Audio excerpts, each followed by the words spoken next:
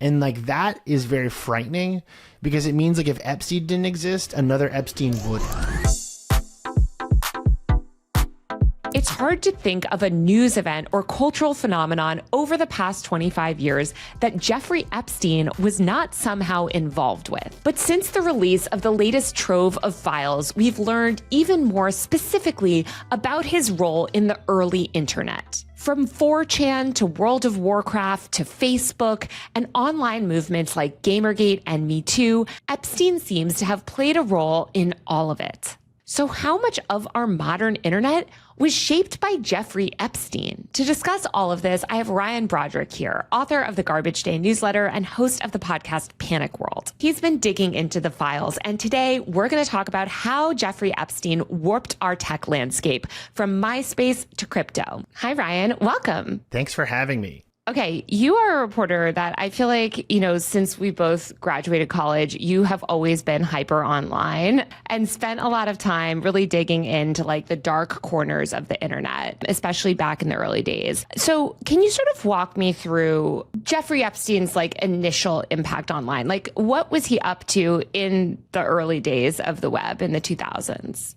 Yeah, I mean, it's been very interesting to sort of see him come online, so to speak, like through the Epstein files. We know that he was very active on MySpace in the 2000s, and you can kind of fill in the blanks on what someone like Epstein would be doing on MySpace. But there are court documents that basically show that evidence for his 2008 arrest, a lot of that came from MySpace. When he's released from jail in the late 2000s, he is extremely focused on making sure that people don't know that he's a offender. So he's paying people for SEO services to clean up his Google search results. There's emails from people who say that they're quote unquote hacking Wikipedia. There's like a multi-year long like editor war over whether or not Epstein should be included in the offender widget on like notable offender widget on Wikipedia. The way I view it, and once again, I should say with everything, like we're only really seeing like 1% of the 1% of what, you know, this guy was up to. From that, though, I feel very confident saying that like he was very interested in manipulating what was online to hide his tracks. Like that is sort of his entry point into the world of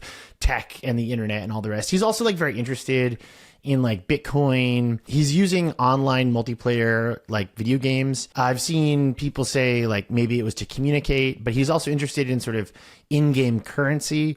I sort of view that as like, okay, he's trying to talk to people without being tracked, and he's also interested in exchanging money without being tracked. The major thing is like in the 2000s, he's very interested in figuring out how technology can help facilitate his crimes and also how he can use the internet to hide them. It's so crazy because reading back, especially the Wikipedia stuff, and I think he was spending like, I don't know, it was $1,000 a day or $1,000. A couple thousand a month, yeah, to clean up his SEO. It's wild because I feel like for a lot of people back then, that wasn't even something we really thought about. I mean, I don't just mean that as a reporter. I mean, like, I don't think there was a ton of awareness about this like entire sort of shadow industry that was manipulating Google results or like creating sort of fake SEO type websites. Like that feels so much more modern, and to see that it was starting even back then was kind of surprising. It seems very common sense on his side, where it's like, if you Google me, you'll see articles about how I'm a offender. Like that's sort of where this comes from. And so it is interesting that like that's one of the earlier use cases for these services, for these SEO scrubbing services. You mentioned he gets out of prison. He starts to kind of check out the internet a little bit more, get more involved in some of these spaces. And it seems like he's specifically interested in some gaming spaces. He played World of Warcraft. What was he up to there? We don't know, but we do know that he was talking to Brock Pierce, a former child actor who was in the Mighty Ducks, who went on to start a company basically around gold farming in World of Warcraft. So yeah, Brock Pierce was the head of this company called Internet Gaming Entertainment. And this company was basically trying to figure out, how do you exchange real money for gold in Warcraft, because they were very interested in in-game currency. And at the same time, Epstein is emailing with Bobby Kotick, the CEO of Activision, and they're having conversations about loot boxes and in-game currency. And why this becomes important later is after Brock Pierce leaves Internet Gaming Entertainment, it's taken over by Steve Bannon, which is where he gets his start sort of as an online entity. And so, yeah, as I said, like this is a clear precursor to the philosophy behind things like Bitcoin and cryptocurrency. It is a bunch of men trying to figure out how to use the internet to exchange money without being caught by regulators or various governments. Yeah, it's wild again that like this is all sort of like this precursor to the modern internet, I guess. I mean, we're talking about like 2010 to 2013, I guess. It's in this period where they're both like fixated on in-game currency, in-game communication, how to like make money off of like in-game purchases. And they're also very fixated on Occupy Wall Street. And I think that there's probably a connection there. This idea of like, if Wall Street is under attack, like we need to figure out ways to exchange money where people can't see what we're doing. Like that's me kind of filling in the blanks there, but that's sort of how I view it. Yeah, no, it makes sense. And I guess this is, again, like pre sort of crypto boom, pre Bitcoin world and everything. Tell me what they were up to with Occupy Wall Street. Were they sort of directly involved in any of those movements, or were they just sort of tracking this stuff? This is where I'm going to say I'm connecting some dots that like, you know, I'm not totally clear on, but we do know that Jeffrey Epstein and his brother Mark were emailing pretty frantically about Occupy Wall Street. And there's a line in one of these emails where I think it's Mark says, "This is what you predicted 30 years ago." And we can get into a larger conversation about how like Epstein is stupid. Like he's a really stupid guy. There's a video in the files of him like learning how to right click and save a file. Like he's not a tech literate person. He's not a literate person. He can't really type or write. Like anyways, he's clearly offering a service to other rich people of like advising them. That's how I think you should think about these things. There's no link between him and Occupy Wall Street, like directly, but there is a fixation about hackers in the late 2000s, early 2010s. There's a bunch of these rich guys that are becoming very interested in like what hacking can accomplish and the kind of guy that a hacker might be and how do you find them. And there's always been questions about why Occupy Wall Street fizzled and why it sort of spread off into sort of nastier parts of the internet, you know, why Anonymous has been so like morally gray, and the role of radicalized hackers like, was it Weave? Yeah, so there's always been sort of this question of like, why did that hacker, like, you know, it's like the meme of like, why don't they just hack the student loan database and give us all our student loans back? Like, why are we always sort of dealing with these guys in this sort of nefarious way? And, you know, maybe there's a connection there, but we don't have anything hard to sort of say that. What else is happening outside of Epstein's realm on the internet? What is going on the web at this time? And what were kind of like the vibes like, I guess, politically online in this era? Sure. I mean, this is a huge era. It's arguably one of the most important eras in sort of the evolution of information technology. By the end of the 2000s, you get this like very angry post-recession internet culture that eventually turns into Occupy Wall Street. It inspired the early Facebook generation inspires the Arab Spring across the Middle East. And a lot of American tech companies are pointing at these populist, vaguely leftist, vaguely liberal, vaguely progressive social movements from like at the time young millennials, now older millennials, and saying this is great, like technology is a tool for democracy. We now know that like almost all of these have fizzled. The Arab Spring absolutely turned into sort of an authoritarian nightmare, but like this was the narrative. Twitter is a tool for democracy. Facebook is a tool for democracy. And it is, I think, very important for the marketing of these platforms and the platform's relationship with the media at the time. The media was sort of saying like a tweet could change the world, and like, you know, it can, not in a good way. That's when all of this is starting. The very beginnings of what would become Black Lives Matter is starting around this time. Trayvon Martin is killed in 2012. The early rumblings of the progressive, leftist, liberal online movements are starting at this time. And this will be important actually for Epstein and our conversation about Epstein when we get to Me Too, which we can talk about in a second. Before we get to Me Too, I want to go back in history a little bit further to 4chan. So 4chan was obviously founded a really long time ago. It's such an internet 1.0 company. But I feel like as all this tech optimist is like kind of taking over, as you mentioned, it's like Obama years, everyone's like, Tumblr, we love the internet. Oh my gosh, how could these things ever be bad? There is this kind of like alternative internet, I guess, that's like sort of bubbling up that's still very fringe. What was going on in those communities, and how did Jeffrey Epstein kind of interact with them? Yeah, so I should say, like, you should always view Epstein as a predator and as a groomer. So it's not so much that he's like an evil mastermind, it's that he's identifying social spaces that he can infiltrate. That's what pedophiles do. Right. So Something Awful launches in 1999, and it quickly becomes like a very popular watering hole for like misanthropes and weirdos. And it starts to create a lot of the early internet culture that we would eventually call memes. Right. So Photoshop Friday was like their big Photoshop battles they would do every week. And that kind of like created a lot of the early internet culture that we now think of. There's effectively like a bunch of mod drama. I'm simplifying here, so please do not email me saying that I got the history wrong here. I'm just trying to simplify. There's some mod drama around 2003 around posting like anime porn, basically, and a really sort of like intense message board on Something Awful called Anime Death Tentacle Whorehouse was the section. And there was all these fights about whether it should be banned or not. And what ended up happening was a teenager on Something Awful at the time used an early translation software called Babelfish to machine translate a Japanese message board called 2chan or Ni-chan or Futaba channel. And once again, please, just no one email me about this. I'm simplifying. I'm trying to do it as best I can. And then they create 4chan. That teenager was named Christopher Poole, and Christopher Poole basically ran 4chan for close to over a decade. And there were all kinds of moderation issues on 4chan because it's an anonymous message board where message board threads time out due to inactivity. So what that means in practice is like you're supposed to post on there as often as possible, because the minute you stop posting, whatever that thread was that everyone's talking about disappears forever. There's a lot of different sections on 4chan. This will be important for what we're talking about. And over the years, Poole, known as his username Moot, more commonly, Moot is like experimenting with news threads, news boards. And the 2008 campaign of Ron Paul kind of like takes over the site in this really aggressive way, and basically turns like the whole thing into like Ron Paul spam. And so Moot is like trying to figure out how to quarantine all the Ron Paul spam.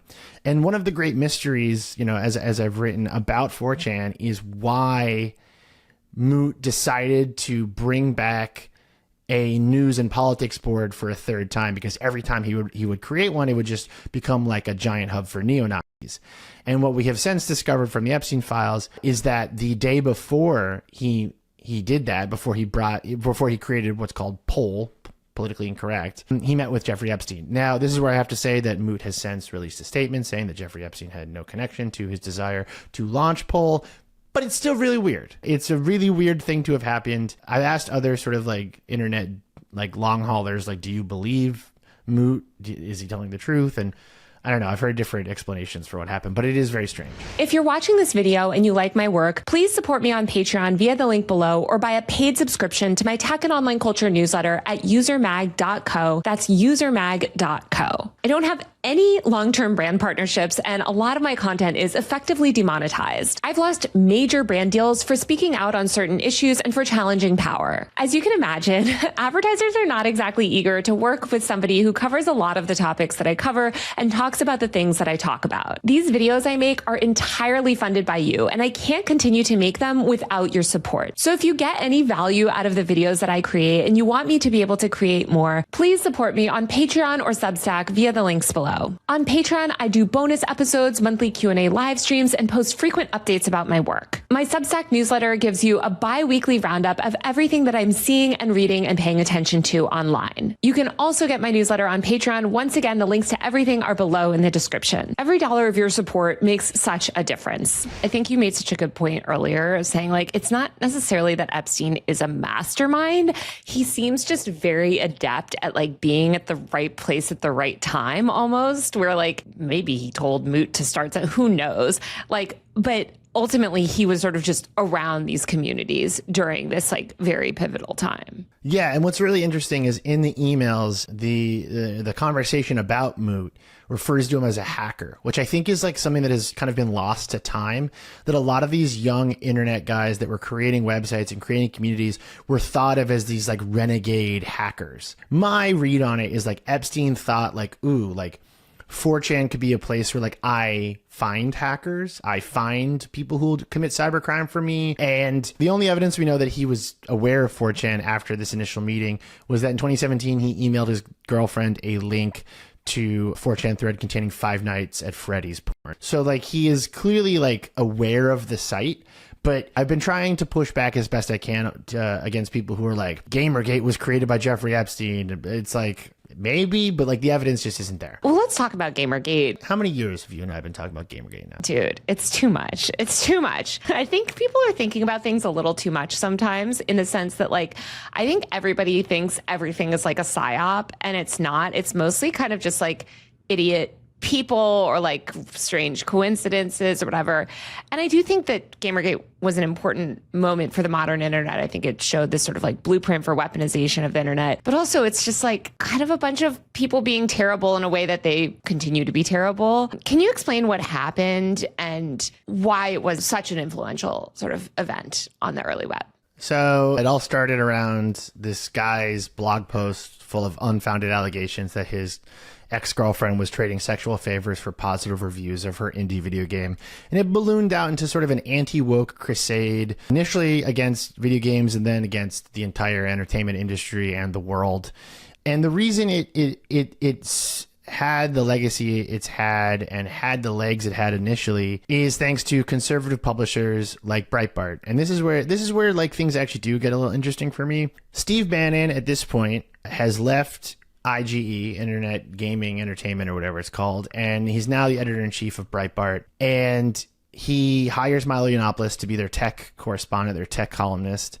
And Milo's big trick was taking chatter from 4chan and writing it up in news articles, which could then be shared on Facebook at like peak Facebook article time. So, you know, you're seeing in 2014 now a bunch of 4chan nonsense. I mean, although honestly, like we were all doing it, like we were all being like, this thing's, 4chan hacked the Time magazine poll. Isn't that amazing? You know, like everyone was kind of writing these stories, but they were doing it in a way to advance a culture war narrative. And so you end up like creating this environment where random 4chan conspiracies are beginning to infiltrate like Fox News coverage, right? If you think of this as Fox News as the top of the pyramid. And so that is interesting to me, like the fact that Steve Bannon and Epstein eventually become extremely close friends, and that Bannon and Milo are so instrumental in the spreading of Gamergate, and that Epstein was sort of looking at 4chan before Gamergate. Like there's an interesting thing there, but I have to like always stop right there because like I don't want to give any of these parties too much credit.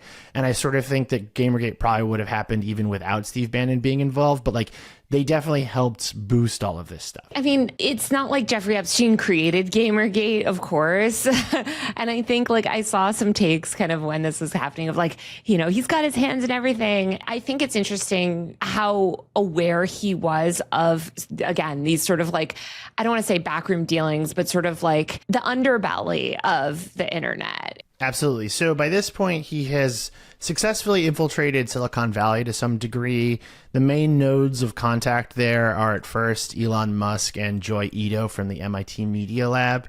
And there's a photo that like he emailed himself that he took at a dinner where it's like Mark Zuckerberg, Peter Thiel, Elon Musk, like he met all these guys. I mean, he was particularly interested in Peter Thiel and Palantir. There's a really good recording of Epstein talking to former Israeli Prime Minister Ehud Barak, which I think sort of like gives the whole game away in a way, where it's Epstein basically talking to Barak saying, you got to check out this company Palantir, like it's a hot new stock tip. And like, that's why I've written several times that like, I think the easiest way to think about what Epstein was doing was as an elaborate elder abuse scheme. Like he was sort of identifying extremely rich old men and then convincing them like how to invest their money in different directions while skimming off the top. This is what, you know, Les Wexner has said for years, is that like he was actually being robbed blind by Epstein. All of this is important because by the time Me Too arrives, Epstein has like successfully infiltrated different parts of Silicon Valley. He's like helping set up former Prince Andrew visit Andreessen Horowitz's offices. He's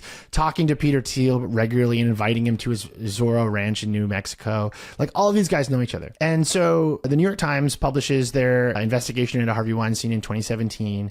And then Epstein immediately gets connected with Steve Bannon, which is really interesting. And what's even more interesting is that in the thread that connects the two, it's a third party basically saying like, oh, remember Internet Gaming Entertainment? Like this guy was involved. What we then have is like probably one of the most interesting relationships documented in the Epstein files. And it happens across text messages and emails. And I think the most charitable read on the communications between Steve Bannon and Epstein between 2017 and Epstein's death is that the two of them were just bullshitting each other on a level that has just never been seen before. These two are just like the most insane con artists of our era, and they are both fantasizing about a political takeover of the world. And as much as I think that like the two of them are basically like puffing themselves up to each other and trying to like, big dog each other, what they outline is extremely important. It's probably like the most important document we have of, the radicalization of the world in the back half of the 2010s. They are trying to create a cryptocurrency funded far right movement to shut down Me Too. That is actually the entire thing. And the reason they're doing that is, so Epstein is extremely freaked out by Me Too. He if you want to find this in the files, you have to search Time's Up. He's using the Hollywood sort of spin-off name for it. Although he had one of his network in Time's Up. Like he was talking to them the whole time. He was very freaked out about it. And so what him and Bannon concoct is, if they can get far-right politicians elected, those far-right politicians who are in bed with, Russian interests or sort of authoritarian, nation states, they can shut down any regulation of cryptocurrency that might pop up across Europe and the US. And if there's no regulation on cryptocurrency, they can fund basically like endless amounts of lawsuits and pressure to anyone who tries to report sexual abuse. That's really what they're trying to build. And they're talking about, like, you can name any far-right politician and they're basically connected to all of them. In the 2018 Brazilian election, former Brazilian president Jair Bolsonaro says he's not talking to Bannon. Turns out he was talking to Bannon and also possibly talking to Epstein. Matteo Salvini with La Liga in Italy, Marine Le Pen with Front National in France, the AfD party in Germany, Nigel Farage, and the Brexit movement in the UK, they're all talking to Bannon, and Bannon is talking to Epstein. And they're all trying to accomplish this one thing, which is unregulated financial transfers, far-right politics, and crushing the Me Too movement. It's wild because I feel like, ultimately, so much of that is what has defined the Trump era and the Trump presidency, especially even the second Trump presidency, like with all of like the crypto stuff. And I think it's so revealing that it was all tied back to like wanting to exploit women. It wasn't even like a super nefarious, like, I don't know, big brain, like political agenda. This is super important because you can watch Epstein in semi-real time learn how to be an ideologue. He was not a creature of politics he had like weird like eugenics misadventures and side plots, but I almost sort of view them as a way to talk to the more hardcore ideologues in Silicon Valley. The way I sort of see him is like, we know that sexual predators insert themselves into institutions with a lot of gray space and a lack of oversight. We saw this with the Catholic Church. It's this vast institution and there's not a lot of oversight, and they can kind of carry out their agendas. I sort of think that Epstein was that to post Cold War espionage. Like, imagine how dangerous it would be if a got in the mix between MI6, the CIA, Mossad, and FSB, right? Like, that's a really scary idea. And then he becomes extremely useful to these intelligence agencies. And then he starts to, invade Silicon Valley. And when he gets to Silicon Valley, it's Peter Thiel talking about like a global surveillance state that can control the whole world and no laws and whatever.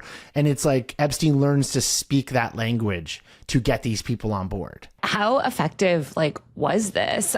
Obviously we know it ultimately was effective enough to Trump is back in office. So this broader movement was successful, but even just zooming back a little bit to what he was doing in the aughts and the early 2010s, how much of our internet was shaped by Epstein? I feel like we're all sort of looking back at his involvement in, you mentioned Victoria's Secret, Lex Wexner, he had his hands in so many parts of culture. Epstein owned the Limited too. It's crazy. That is the defining brand from my childhood. It's wild. He transferred ownership of the Limited 2 to his holding company. Here's a crazy one I can't really figure out what to do with, is that he was so prolific, apparently, on MySpace that there are CD-ROMs of his activity, trying to find victims on MySpace.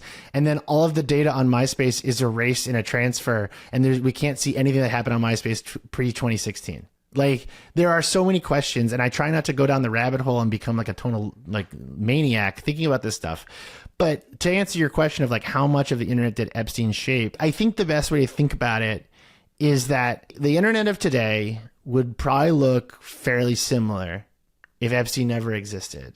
But he was able to evolve his trafficking operation and his sexual predator sort of, network with the help of the internet and at least like was in close contact with the men who built it. And like that is very frightening because it means like if Epstein didn't exist, another Epstein would have. If you are a far right gamergator, like, I'm sorry, like you're helping like if you voted for Trump, you are at least, at the very least, you're helping many. And that is, just something that, if there is a hell, you'll be alerted to when you get there. But like, that's where we're at. It's that these guys had an agenda and that the internet, and its evolution helped facilitate that for many, many years. Yeah.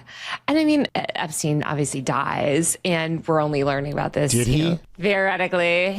His public life ended, we should say. He's in Israel playing Fortnite or whatever people think. But I'm wondering kind of like, I mean, you mentioned this, like these men that run the internet, that like Elon Musk's of the world, the Peter Thiels of the world, that sort of built the modern infrastructure of the internet, that wield enormous power over it. Like, what are their circles like? And like, what do we know about, how these things are operating today? Because I think like this peek into Jeffrey Epstein reveals kind of how much he was able to kind of exploit and potentially maybe in small ways manipulate the system. But are there more Jeffrey Epsteins? Maybe not, but these other kind of like side men that are quietly like, whether they're profiting off it or just playing a big role in kind of like shaping the public modern internet in ways that we can't see. Yeah, I think the emails that we have are fairly revealing about how this works, which is it's a bunch of powerful men and all they do all day is eat lunch and eat dinner with each other. And they like share business tips. They're like, hey, did you hear about this hot new app? You hear about this hot new business? And then they're emailing, semi-coherent, like barely literate, like messages to each other being like, you got to meet this guy, you got to meet that guy. And they're making their assistants and their PR people like connect them with each other. And we have this view of rich people living these like insanely extravagant lives. But, we saw this with the Diddy freak off parties. Like what these people actually really want and seem to value is anonymity and the ability to sort of be away from the public and be away from any kind of scrutiny. And so when you're trying to think, like I had someone the other day be like, do you really think that the entire world is run by and I'm like, no, I don't think that. What I do think is that there is a culture of the ultra wealthy wanting to get away from everyone else and be afforded sort of like an ability to relax and sort of be, not on guard. And if you can facilitate, an island or a ranch that these people can go to and have a meal and then have a party, you can then kind of create a menu of more and more unsavory activities. And in fact, we saw this. There's a menu that he provided at Little St. James of all the drugs you could buy and what they would do and how long they lasted. That's what he was doing. He was providing that service on top of his sort of financial advisory role. So you could easily see like, oh, come invest with me, sign me on as your financial advisor. Oh, I'm having an end of the year party. You can come to the end of the year party. By the way, do you have any tastes that might not be exactly mainstream? How can I, how he was a client guy. Like he was a sales guy. It's so wild to think of him kind of like operating and catering to these guys that are such dunces. Like the email, like you said, they're reading these emails, they're like borderline incoherent, and the amount of power and influence that these men have when you read sort of how illiterate they are is I don't know, it's disturbing. Yeah, I've definitely stopped proofreading my emails. Like, I'm like, look, like if Bill Gates can type with, his eyes closed, like, why am I bothering? I mean, like, that's the thing. Like, these guys are not, like, they're not particularly smart or deep thinkers, at least with each other. And Epstein is a dumb guy. Like, he's really dumb, but he is like charismatic and he knows people. And he's got this entire sort of side service, this sort of like underground service he can offer you And him and Ghislaine Maxwell like can make anything happen, whatever anything means to you. And like that's very powerful, especially if you're recording it and then using it as sort of soft blackmail, which we can also see some evidence of in the files. You said before that like if you're this Gamergate guy, right, or you fell for some of this stuff, like you were ultimately helping a. And I'm curious kind of what the reaction has been from those more far right communities in like on 4chan or elsewhere. How do these guys not feel like chuds, realizing that like there are people like Steve Bannon or whoever just essentially like orchestrating their entire sort of dumb outrage cycles, and then these people fall for it? Like, I don't know, has there been any self-reflection or any sort of questioning of things from those communities? Oh, yeah, there was self-reflection. And then they immediately pivoted to being like, it's true, there is a Zionist conspiracy to control the world and that like Jews tricked me. Like I saw this, like a bunch of threads that were like, Jews tricked me into helping a. Like, that's what it is. And like, this is the problem with a lot of this stuff is like, we love to imagine some kind of come to Jesus moment where like these guys realize that they've wasted their lives and like that they just sort of wake up. What actually usually happens is that when you have a moment like this, it actually further radicalizes them into believing like even more nihilistic things. So it's like once the rug has been pulled on you for this, I mean, there's nothing left to care about. Like once the radicalization process starts, it's very hard to reverse it. It's much easier to just like go deeper down the rabbit hole and become like even more violent and angry and xenophobic. I know. I feel like I was hoping that maybe this would like not black pill people, but I have seen some people sort of just lose faith in the system. I mean, I think these files have been damaging to Trump's support, I guess, in the sense that people believe him to be complicit. But it doesn't seem like they're moving away from radicalization. It feels like they're actually just going further down the rabbit hole, as you said, and going in even more extreme ways. I feel like, I don't know, the Jeffrey Epstein thing, I feel like I see on TikTok all the time is like, oh my God, all those QAnon people were right. Actually, all those conspiracies we grew up like saying, hey, those crazy people like think that or don't believe in 9/11, et cetera, et cetera. Like, actually, they were probably right.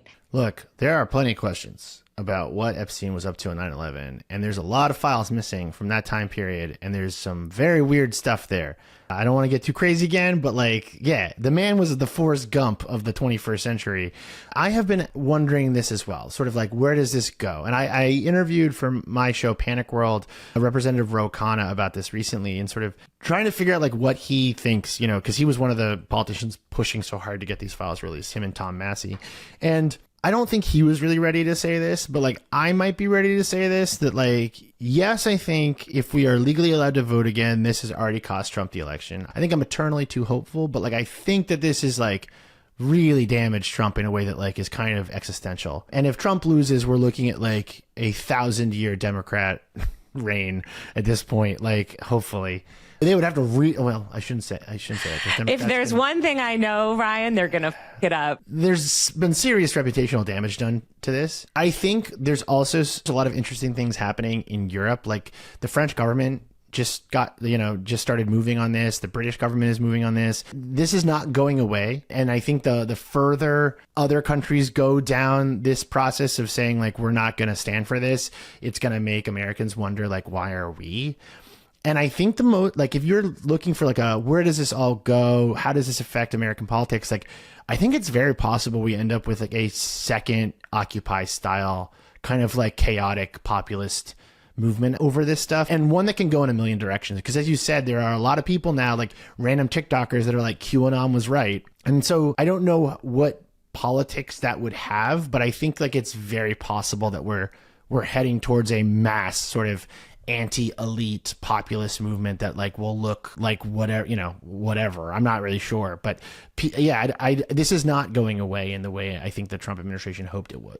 Yeah, I know. I wonder if that populist movement will go anywhere. Like, it seems like the architecture of the internet is so hostile. And speaking of Ro Khanna, big booster of mass surveillance laws and stuff. And like, it seems like even something like Occupy Today would be so surveilled and crushed before it even got traction. And when we see, I mean, look at what ICE is doing out in the streets. It's like, I would disagree with you there. Cause like, I mean, I saw, I was in Minneapolis and I saw how they're doing, how anti-ICE people are running things. And like, I actually think there's evidence all around us that offline social movements are gaining traction and the technology is speeding up to allow them to operate, whether it's through Signal or whatever else.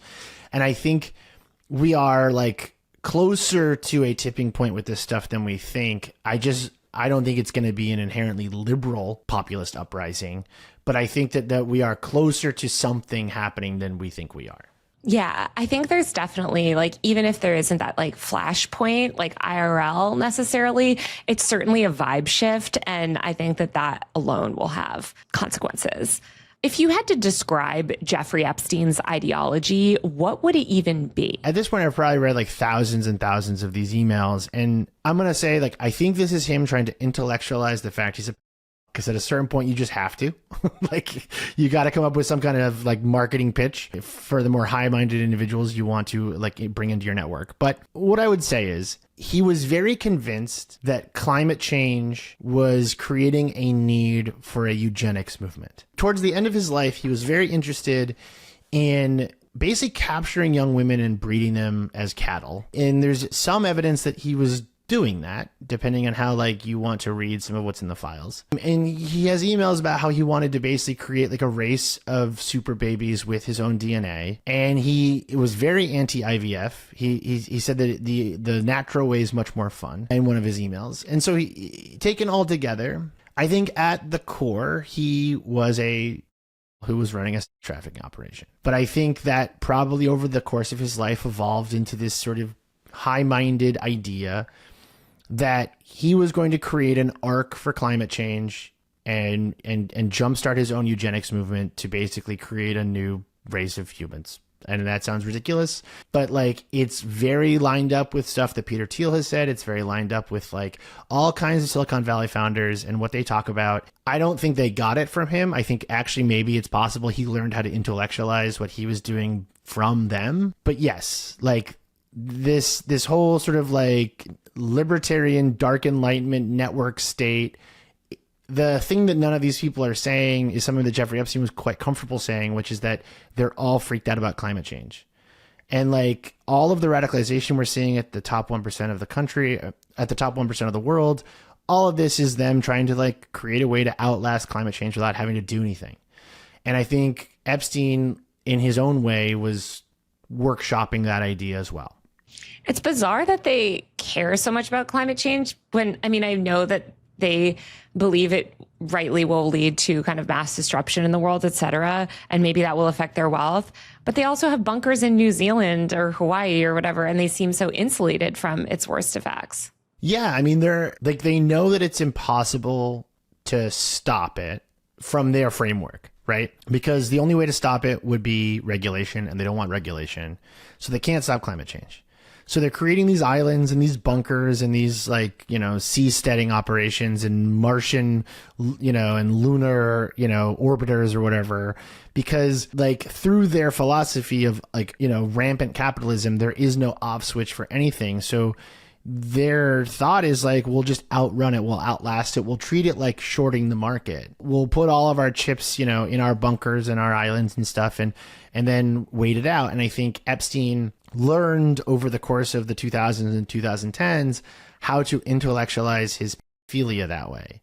And he was sort of very interested in genetic manipulation. I mean, he had really kooky ideas. He was trying to breed a kosher pig.